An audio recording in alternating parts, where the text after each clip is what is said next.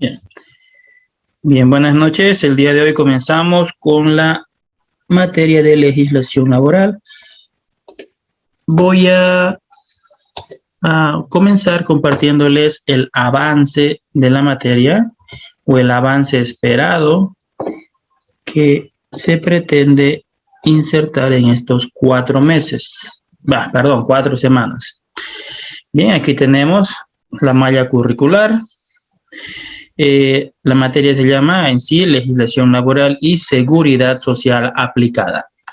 Ya vamos a ver en el avance la diferencia entre la legislación laboral y la seguridad social. ¿Ya? Son dos ramas diferentes, pero ambas apoyan o protegen el derecho laboral, ¿no? Es decir, a los trabajadores.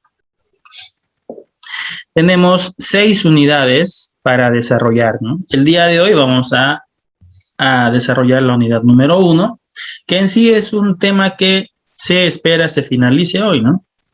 Para que tengamos tiempo de poder desarrollar las siguientes, que también tienen contenido teórico, pero un importante espacio de práctica, ¿no? En cuanto a lo que son finiquitos, planilla de sueldos y otros asuntos laborales que necesitan desarrollarse mediante los números, ¿no? Aplicación cuantitativa de datos.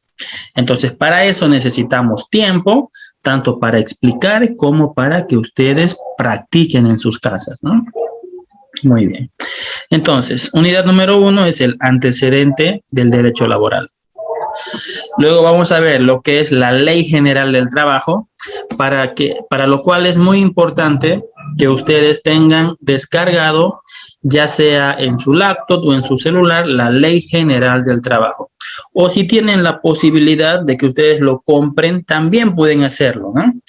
Entre 10 y 20 bolivianos se adquieren. Si ustedes están cerca de alguna universidad, pueden ir a comprarlo, ¿no? Porque siempre venden alrededor de la universidad y generalmente está rodeando la Facultad de Derecho, ¿no? Librerías, kiosquitos que venden estos libros.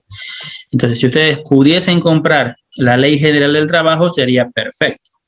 Ya en su caso lo descargan y lo vemos desde la computadora. Vamos a ver lo que es el contrato de trabajo y la relación del empleado con el empleador. Bien, para eso es bien importante también su Ley General del Trabajo, que es la ley base para lo que continúa. Vamos a hablar sobre la remuneración, ya que vendría a ser el pago que se le hace al empleado por parte del empleador por el tiempo o servicio prestado. Vamos a hablar de la seguridad social y por último de los beneficios sociales y el finiquito, ¿ya? Aquel documento que se rellena cuando se da por finalizado el contrato laboral, ¿no? La relación laboral se corta y el finiquito es el documento que podemos decir que legaliza, ¿no? Ese desvinculamiento entre esos dos entes, entre un empleado y un empleador. Bien, aquí está el desglose de lo que vamos a ver unidad por unidad, ¿no? Esto vamos a verlo ya con más detalle cuando estemos avanzando las unidades respectivas. A ver, déjenme, les comparto las diapositivas del día de hoy.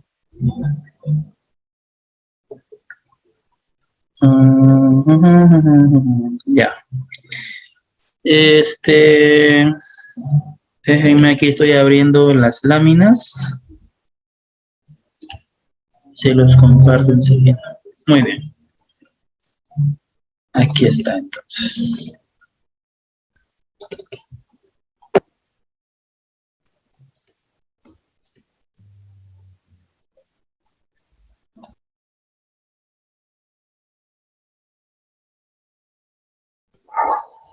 Bien, entonces, entramos de lleno a la unidad número 1, que habla sobre los antecedentes del derecho laboral en Bolivia. Les pido que estén atentos porque, como ya es costumbre, ustedes saben que contribuyen en la clase con la lectura de las diapositivas, ¿no? Comenzamos con una introducción. Daisy Rojas, por favor, ¿nos podría leer los 2 primeros?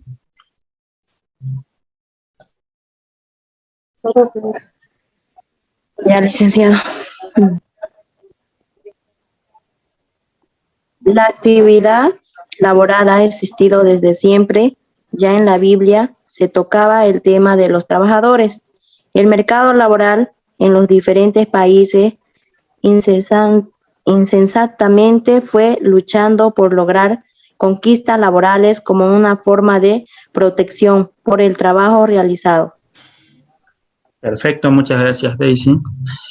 Entonces, la actividad laboral no es algo reciente, ¿cierto? Nos menciona que la actividad laboral ya es algo que se ha dado en sí desde que el hombre tiene memoria, ¿no? Comienza con un autoempleo, obviamente, porque las personas empiezan trabajando para sí mismos, ¿no?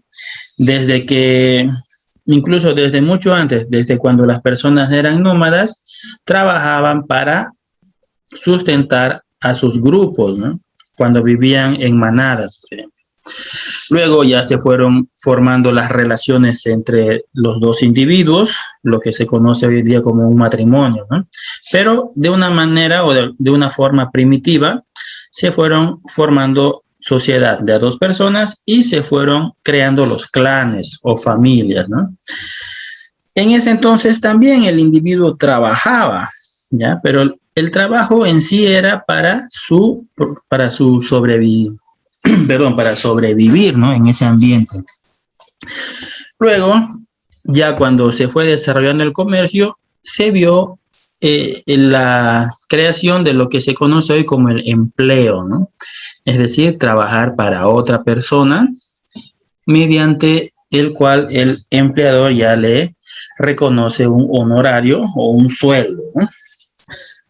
Inicialmente se buscó diferentes formas de pago, ¿no? Como el trueque, luego se cambió al salario y luego se vio la forma de ver un cambio más, perdón, más equitativo con la creación de la moneda o del papel moneda. Bien. También nos menciona que en el mercado laboral, ya de diferentes países, se fue siempre buscando la protección del trabajador mediante luchas sociales, ¿no? Y en el transcurso de los años se han venido logrando grandes avances, grandes victorias, ¿ya? Para el grupo laboral, ya que vamos también a enmarcar más adelante, y también es parte de los temas de exposición del grupo número 1 que ya está conformado. Bien, aquí marca un momento muy importante para el derecho laboral, ¿no? Las luchas obreras de mayo de 1886 en la ciudad de Chicago, ¿ya? En estas luchas, donde se produjeron violentos enfrentamientos que causaron muertos y heridos, ya se exigía la reducción de la jornada laboral a 8 horas. ¿Sí? Entonces, este es un momento muy importante para la historia del derecho laboral, ¿no? En sí es un punto de inflexión. Hasta ese entonces, como pudimos ver también, tiene relación con la materia de administración y la revolución industrial, ¿no? Que tocábamos en el tema, en la materia anterior. Ahí vimos, por ejemplo, cómo los trabajadores eran tratados como máquinas o piezas de una empresa, ¿no? Entonces, en esta revolución, que se conoce como la Revolución de Chicago, ya se hablaba de derecho laboral y un trabajo justo, una jornada laboral de 8 horas. Carmen Adelaida, ¿nos puede ayudar con la última parte? Sí, Lisa.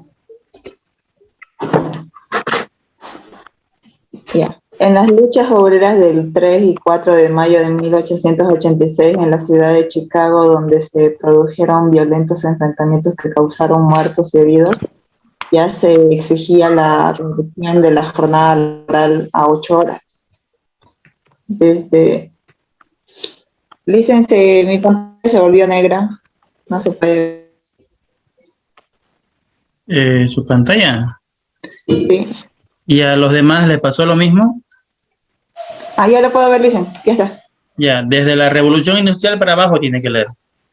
Ya, al ser el trabajador una actividad permanente del diario vivir de la sociedad, se hizo necesario contar con una normativa eficiente sobre los derechos, deberes, prohibiciones y beneficios que deben sujetarse tanto los empleados como los empleadores.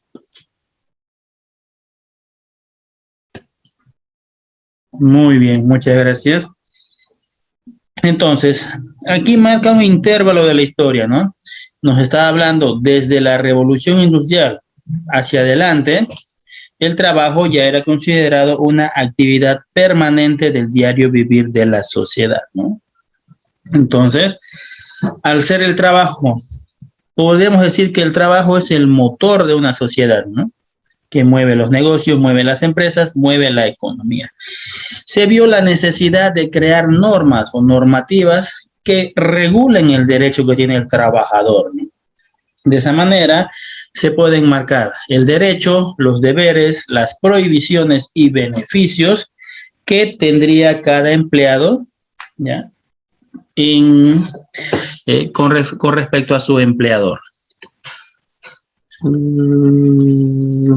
Luis Enrique, usted nos mandó la Ley General del Trabajo. Ah, ok, para sus compañeros, ¿no? Si ustedes desean, pueden descargar la Ley General del Trabajo que Luis Enrique mandó mediante el chat. Muy bien. Eso como introducción a lo que es el derecho laboral. Ahora veamos el derecho laboral, ya, referido a la globalización, ¿no? Cómo ha ido avanzando con este aspecto importante que se da a nivel mundial, como es la globalización. Roberto Flores, ¿usted nos escucha? Sí, licenciado, lo escucho. Por favor, ¿nos los puede leer los dos primeros? Al crearse la Organización de Naciones Unidas el 28 de abril del año 1919, se fueron internacionalizando las leyes laborales. El 24 de junio del año 1919 se suscribió el Tratado de Original de la OIT a fin de velar los derechos a la seguridad de los trabajadores. Bien, muchas gracias. Muchas gracias, Roberto. Entonces, los derechos laborales en cada país, ya, obviamente, fueron desarrollándose. Es decir, en Bolivia teníamos derechos laborales, en Venezuela había derechos laborales, en España también. Tal vez en algunos lugares más desarrollados que en otros, ¿no?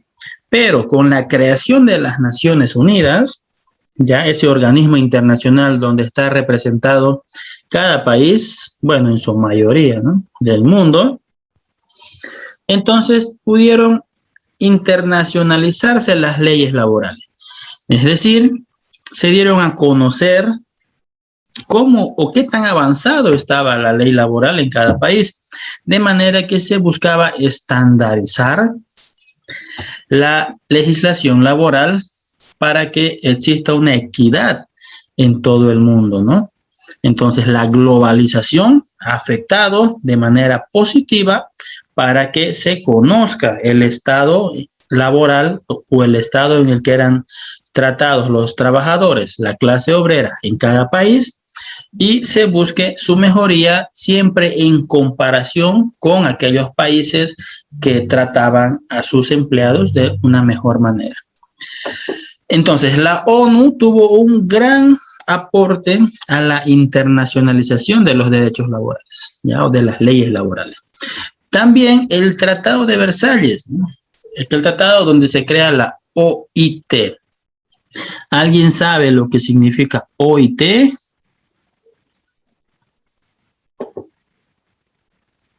Organización Internacional del Trabajo. Muy bien, Luis Enrique. Entonces, se origina la Organización Internacional del Trabajo, ¿no? Esta organización tenía la finalidad de velar por los derechos, ¿ya?, de los trabajadores en cuanto a su seguridad, ¿ya? Estaba pensando que un grupo exponga esto, pero en sí no es tan largo, así que vamos a obviar. Simplemente Suficiente con que ustedes conozcan que la OIT es otra organización que también vela por la seguridad laboral del trabajador, ¿no? Bien, y en Bolivia, esto lo voy a leer yo, buscando la dignificación del trabajo, la protección legal y social de la clase trabajadora del país y en vista de que las relaciones laborales no estaban sujetas a ninguna norma especial, se hizo necesario regular la actividad laboral. Bien, entonces, ¿qué pasó en Bolivia? Como ya se dio la internacionalización de las leyes laborales, recién se pudo desnudar o poner en evidencia la precariedad de las leyes existentes en el país. De esa manera, obviamente, no es lo mismo crear leyes sin poder tener una retroalimentación o poder compararnos con otros países, ¿no? Entonces, al ser Bolivia ya parte de la ONU, recién pudo evidenciarse que en esos momentos existía una ley muy precaria de protección a los trabajadores.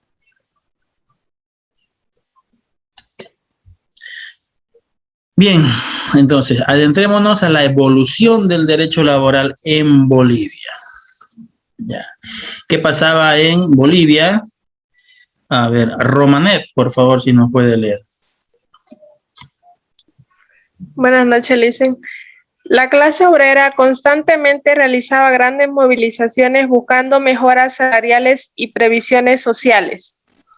Con el transcurrir del tiempo, los preceptos legales en materia laboral fueron modificándose a fin de brindar cierta estabilidad al trabajador. Bien, bien, muchas gracias. Entonces no es ninguna novedad, ¿no? Algo parecido a lo que pasa el día de hoy, pero ustedes tienen que imaginarse que en esos tiempos, o sea, estamos hablando del 1880, 1890 para adelante, la clase obrera no tenía los privilegios que tiene el día de hoy.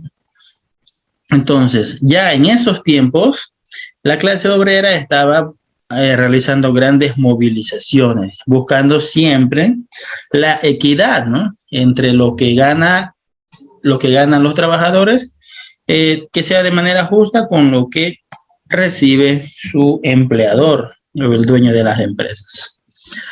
Luego dice que con el transcurrir del tiempo ya fueron modificando ciertas leyes para que el trabajador también tenga cierta estabilidad o se sienta más protegido, ¿no? Es así que aparecen dos leyes que son muy importantes para la historia laboral de Bolivia. La Ley General del Trabajo, ya que nos los compartió nuestro compañero Luis Enrique, y la Ley de Seguridad Social. ¿Ya? Estas dos leyes son la base que hasta el día de hoy funcionan y protegen a los trabajadores. Carla Paola Martínez. Bien, bien, ya levantó. Lea la última parte, por favor. ¿Los dos últimos? La última. La reglamentación sobre la estabilidad laboral en Bolivia a lo largo de la historia busca que el empleador no disfrace la forma de contratación en desmedro a un derecho primario de la familia, empleo estable con una justa remuneración. Muy bien, muchas gracias. Entonces, la Ley General del Trabajo y la Ley de Seguridad Social son dos leyes, obviamente, y las reglamentaciones que luego se emiten, ¿no?, posterior a las leyes, buscan un fin o tienen un fin. Que el empleador no disfrace la forma de contratación. ¿Ya? ¿Por qué? Porque poniendo de excusa o pretexto que yo quiero darle trabajo a una persona para que pueda sustentar a su familia, yo puedo vulnerar muchos derechos que él tiene, ¿no? Como por ejemplo, puedo hacerle trabajar 14 horas, puedo privarle de ir a su casa, no sé, 2, 3 días a la semana, Muchas puedo poner en peligro a ¿cómo es? Su integridad física, puedo hacerle trabajar de manera peligrosa. Entonces, hay muchas formas de colocar en desmedro los derechos que tiene un ser humano, ¿no? Veamos entonces ejemplos de disfraces aquí en la siguiente lámina. ¿Cómo un empleador puede disfrazar el contrato laboral? Esto, Ruth, ¿usted no lo puede leer?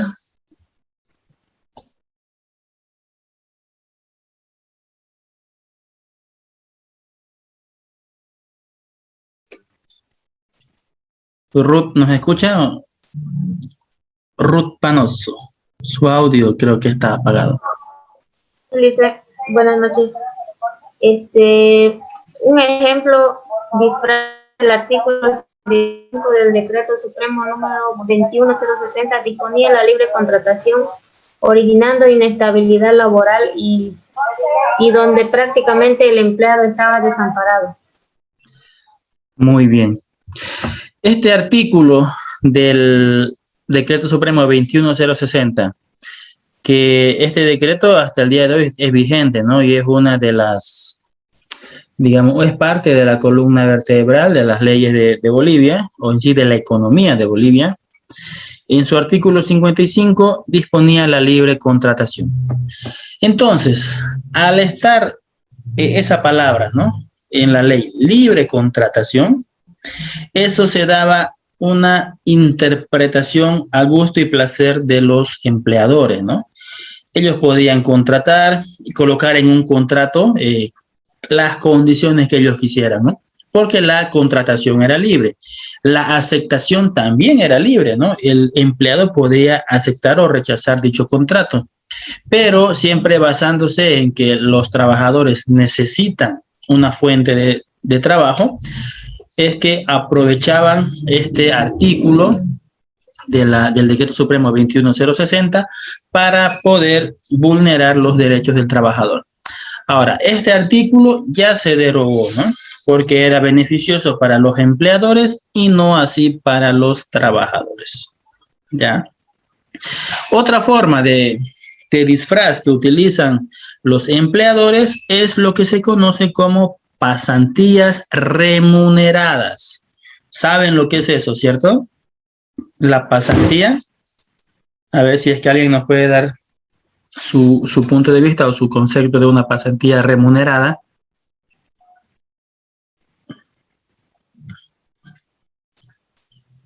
Disculpe, Lisa, ¿qué dijo? No lo escuché, mi hermanita entró. Su hermanita entró. Ya. Si nos pudiese decir qué entiende por pasantía remunerada.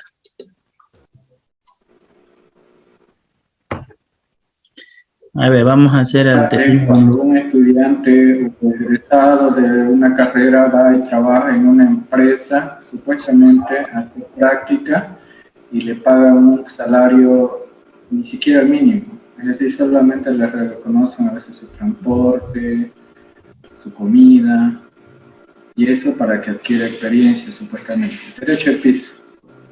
Muy bien, muy bien. Bien, esa última parte nos las quedamos, ¿no? Es como el derecho de piso de aquella persona que acaba de egresar o que está a punto de egresar, ¿no? Entonces, la pasantía remunerada ya es un disfraz que se utiliza por parte del empleador para obtener trabajos gratis. Ni tan gratis. Algunos sí le dan el almuerzo, algunos le reconocen viáticos de pasajes, y en ciertos casos, si es que a ustedes les llega a tocar una pasantía y le quieren pagar por lo menos unos 500 bolivianos, serían ustedes afortunados, ¿no? Porque generalmente no existe esa remuneración, como dicen, ¿no? Simplemente cubren pasajes y a veces comida, y a veces ni comida, ¿no? Bien, entonces ese es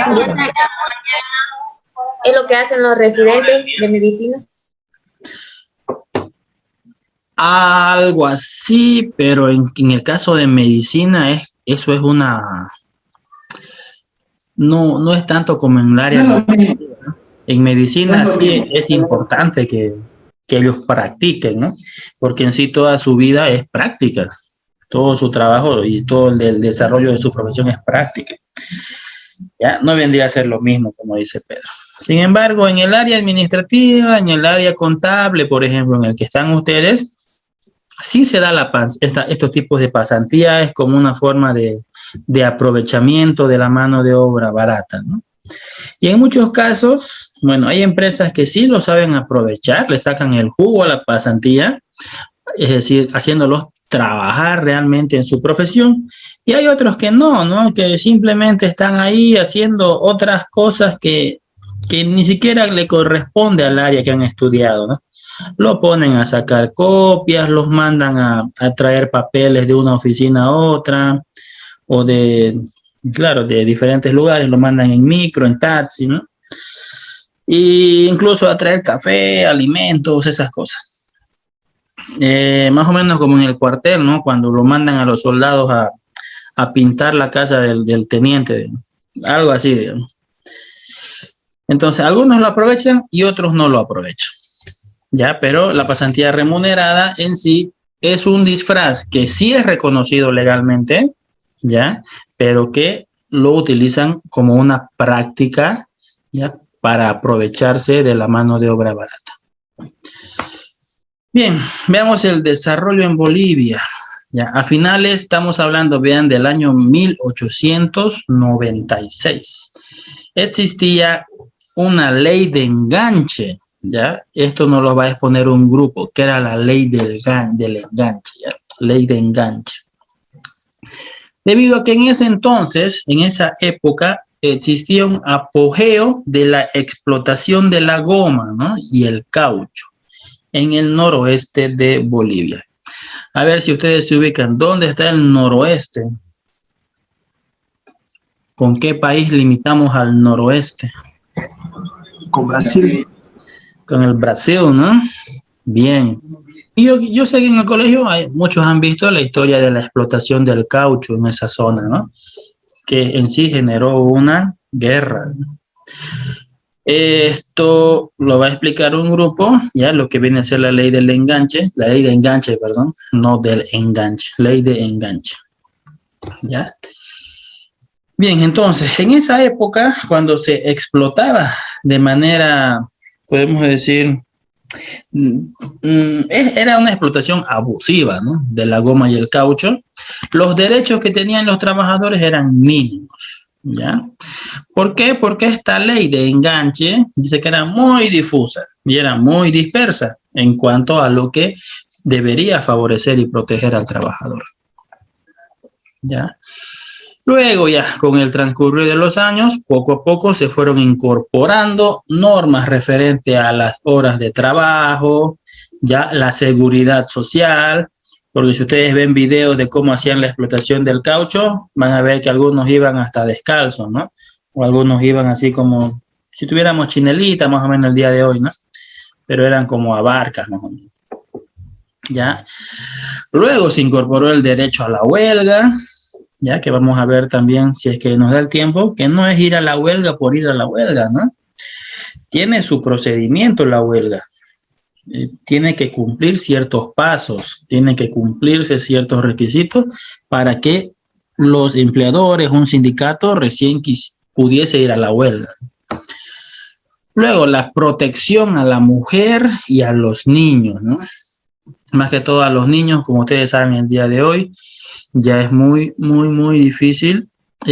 Creo que ya no se permite la contratación de niños, ¿no?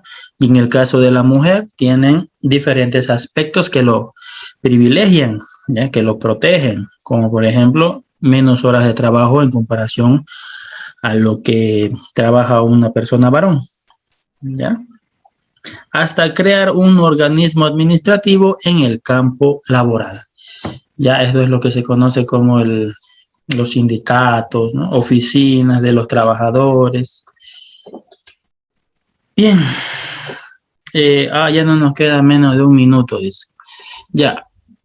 Hasta aquí vamos a terminar la primera parte y regresamos en unos minutos, ¿bien? No se vayan a distraer.